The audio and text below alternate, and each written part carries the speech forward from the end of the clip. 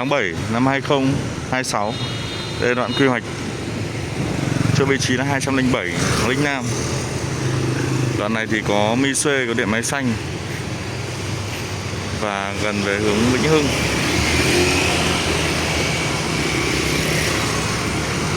Đây, tập trung khá nhiều thương hiệu lớn.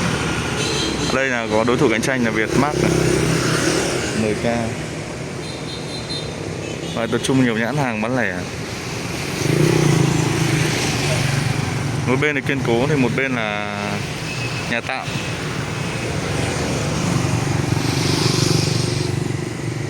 Đây có nhà 207 đẹp này.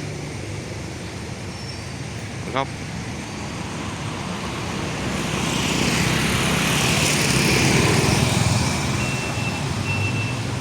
Điện máy xanh trên, thế giấy độ di động trên, Mi Xuê.